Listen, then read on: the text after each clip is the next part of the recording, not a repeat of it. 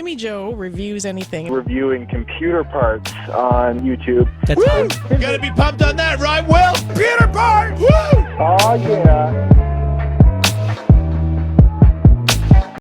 Hi there, my name's Timmy Joe. I make videos about computers on the internet. See, that's a computer. Whatever. How's it going? Today on the program we're going to talk a little bit about some Patriot memory at CES. But before we get to that, I super encourage you to subscribe, all that YouTube garbage that you're supposed to do, and maybe follow me on Twitter. And if you have been following me on Twitter, at WatchTimmyJoe, you would have seen some sneak peeks, or better off on Patreon, of this. What is that? And I hope I've got it in frame because I can't see it. That is, it's a box. It's the ice box. And it's supposed to be minus 31 here in Canada this weekend. We're going to do some extreme overclocking on an FX series processor, so it should be pretty fun. But subscribe and wait for that, because that'll be a really interesting, fun video. Basically going to blast it with cold air and remain here in my nice studio, all warm and toasty. On to the Patriot. So they sponsored me to head off to CES, and I feel bad because I scheduled a meeting way too close, way too far away before them, and then it took me a while to get there and find the place. And once I found where they were, I was late, and then I got a run through, and I meant to do like a video where I was talking, and then I was on to another. Long story short, I botched the suite. I botched the seeing Patriot, but I did get the B-roll and I got the information. So here I am to tell it for you, and I want to apologize to Patriot because they helped me out to get to CES. It was a pretty nice time. And we'll start off with gaming peripherals. They're known very well for their gaming peripherals. They're very, very high quality stuff. In fact, they were showing this off. I still use it. It's the Patriot V70, the Viper, I should say, V70. And this is an insanely good mouse. And there's no need to change it. It's been out for a year now because it's just so good. It's got ceramic pads on the bottom so they don't wear out. It's weighted. See, boof. It's RGB, and I've got my colors there. It's got a sniper button, so this button here, it lets you get headshots way better because you press it and it actually slows the DPI on the mouse down so that you can really pinpoint where you're shooting. And it's a very, very good mouse, high-end mouse. So they were displaying that and a few other mice. And the only gripe with this mouse is that the little rubber's coming off. So if you're listening to Patriot, the heat from my hand has been lifting this. So keep that in mind now that I've been using it for a year, but it's such a good mouse otherwise. So other mice that they were rolling out was the V550, which is an inexpensive mouse, and then the V51, which is a little bit more expensive. One was ambidextrous, one was not. So they have nice gaming peripherals, really accurate, shooting and stuff like that. And then for mouse pads, they were actually debuting a rollout like this big mouse pad with an RGB illumination around the edge that you'll plug in with USB, and you'll actually control via software. So that's pretty interesting. They were showing where it was dancing around to a song and stuff like that, so it can go to the music and the beat of music and stuff like that. That was supposed to be coming out maybe Q2 this year, so look out for that if you like big giant mouse pads, big gaming surfaces that also illuminate, because everything's got to be RGB. They're high on the RGB train, that is for sure.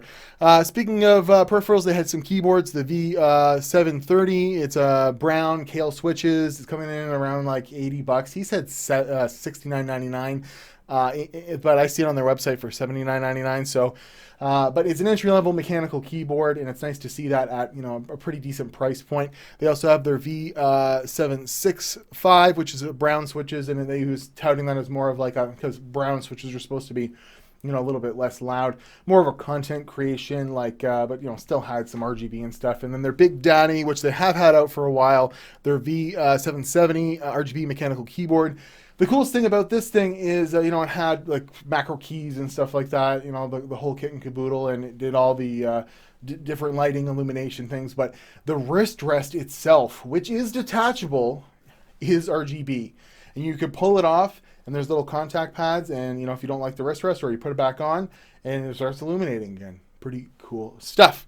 So, Patriot, obviously known also, for memory. Big in the memory game, but Although they did show that they had some high-speed memory coming to the market soon. Didn't really show much in the way of RAM. You know, they have their Viper series and, you know, RGB and all that good stuff.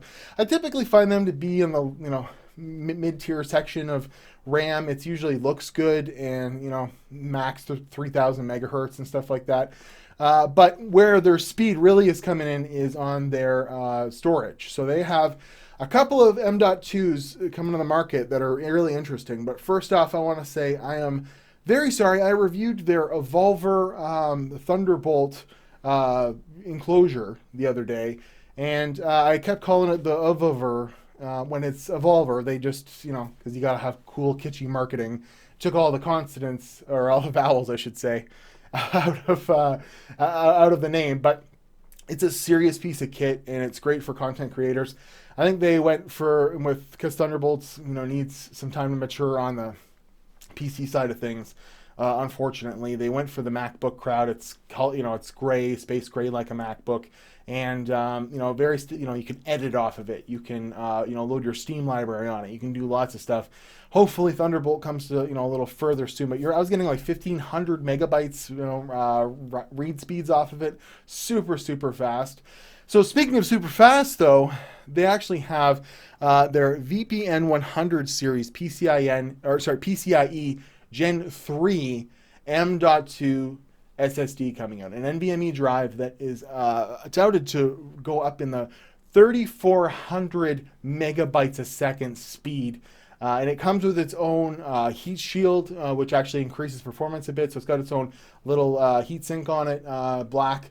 And, you know, it's going to look very good. A lot of M.2s, you know, maybe your motherboard doesn't come with, you know, the fancy shrouds. Well, this one comes with its own shroud, so that's pretty cool. So look out for that, because that's going to be really, really, really fast, you know, high-speed storage on the Windows platform, and it's going to be accessible to, you know, most people as soon as PCIe Gen 3 becomes prevalent, which will probably be starting with the next round of chipsets and stuff like that. So that is pretty cool. And then the last and probably coolest thing they had there, I'd never seen this before, an RGB M.2 drive, an NVMe drive. And it's not just something that you're going to have to plug an external power source into. They're actually looking to have it dynamically change lighting, just like with RAM. So you're going to be able to plug this thing in, and they're working with the major motherboard manufacturers like Asus, you know, AuraSync, and Gigabyte Fusion, MSI Mystic, so that you can go in their software and sync this thing up with your RAM and your, you know, motherboard lights and stuff like that. So that is ultra super cool. I thought that was pretty good. It looked, they actually had it, you know, demoing in a little Nook, and you know, in the Intel Nook, and it was a pretty cool thing. I think I'd love to have that. You know, I don't know when RGB is how long it's gonna last, but I don't know where you go from there. So it seems like RGB is here to stay. So what do you guys think? Patriot, they're a very awesome manufacturer of peripherals and memory and storage. They had some really interesting even USB keys and stuff like that. They're very innovative with that. And it was nice to kind of go through their portfolio and see everything they had there. It's also very nice that they helped me get to CES.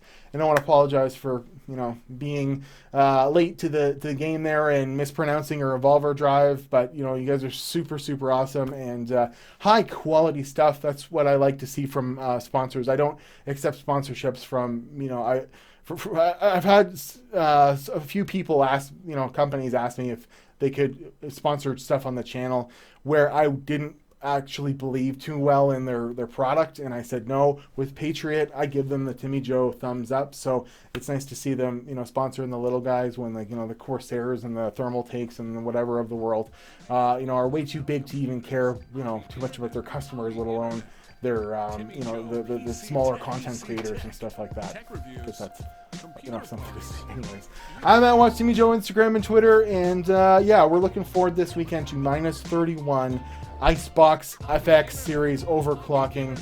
I've been doing a little bit of testing, even though it's only -15 outside, and this thing is going to be just massively cool. If you can get what's going on there, look out for this thing. I'll show the whole build process and everything.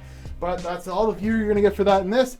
I will see you guys in another video. You can sponsor me on Patreon. You can subscribe, all that YouTube jazz. But that's it for today. TImmy Joe. He makes videos about computers the internet? You betcha.